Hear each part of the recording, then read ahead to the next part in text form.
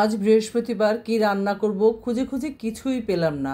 Facebook খুললেই শুধু দেখা যায় ইলিশ, সবাই শুধু ইলিশ মাছ রান্না করছে, ইলিশের পাতুরি, কচু, বেগুন, ইলিশ।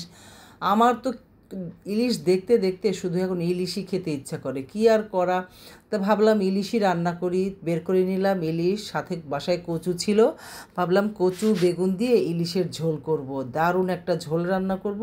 আর এই যে বরবটি, এই বরবটিগুলোও ছিল অনেকগুলো, কিছু নষ্ট হওয়ার পথে ছিল, তাড়াতাড়ি বের করলাম যে নষ্ট হওয়ার আগেই খেয়ে ফেলি, বরবটি ভাজি করে নিব। বরবটি ভাজিটা কিন্তু আবার একটু সাথে পেঁপে বেগুন এগুলো দিলে ভাল লাগে, তো বাসায় পেঁপে ছিলই, তা ভাবলাম যে পেঁপের সাথে মিলিয়ে পরে রান্না করব। আর এই যে মাছগুলো একটু ভেজে নিচ্ছি। মাছগুলো দুটো কেটে নিয়েছি, কেটে মানে এই যে মিডিয়াম সাইজের মাছ তো, কেটে নিয়ে মানে সবগুলো আবার রান্না করলাম না, সবগুলো রান্না করলে আবার বেশি হয়ে যাবে। মাথা দুটো রেখে রান্না করে ফেললাম, আর ওই যে 2 পিস মাছ আর একটা লেজ ওটা রেখে দিলাম, যে ভাবলাম আরেক দিন আরেকটা মাছের সাথে ওটা রান্না করে ফেলবো। মানে সব একসাথে রান্না করলে হয় কি, কেউ দুপুরে খায়, কেউ রাতে খায়, মানে কেউ খায় না, এলোমেলো করে খায় আর কি। তো এর জন্য এত মাছ রান্না করলে দেখা যাবে সব মাছ আবার আমাকেই খেতে হবে, এই মাথা দুটো যে রান্না করলাম এ দুটোও আমাকেই খেতে হবে, এমন অবস্থা। তা এখন এই যে মাছটা ভেজে নিয়েছি, আর এই যে কচুটা কিন্তু আমি একটু লবণ দিয়ে একটু হলুদ দিয়ে মানে পানিটা শুধু ফুটিয়ে নিয়েছি। মানে কচুর থেকে কিন্তু অনেকটা একটু কেমন যেন একটু বের হয়, ঘন হয়ে যায় আর কি, ওই পানিটা ফেলে দিয়ে তারপরে আমি এই যে মশলার সাথে ভুনে নিলাম, ভুনে এখন এই যে কচুটাও ভুনে নিলাম, সাথে ভুনে বেগুনটাও দিয়ে দিলাম, এখন মাছটাও দিয়ে দিব, দিয়ে এখন এই যে ঝোল দিয়ে দিব, ঝোল ঝোল করে রান্না করব।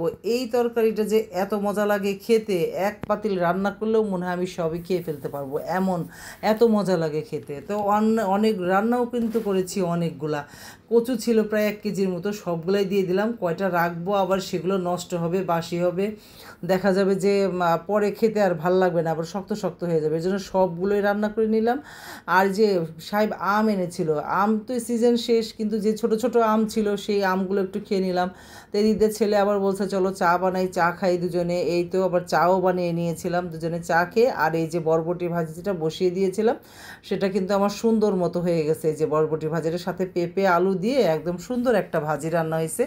আর এই যে বাকি আমগুলো মানে 3-4টা কেটেছিলাম, আর এই যে বাকি আমগুলো ভাবলাম একটু ধুয়ে নেই ভালো করে, কেমন না কেমন ওষুধ টষুধ দিয়ে আছে কিনা জানি না, কিন্তু সাইজে ছোট।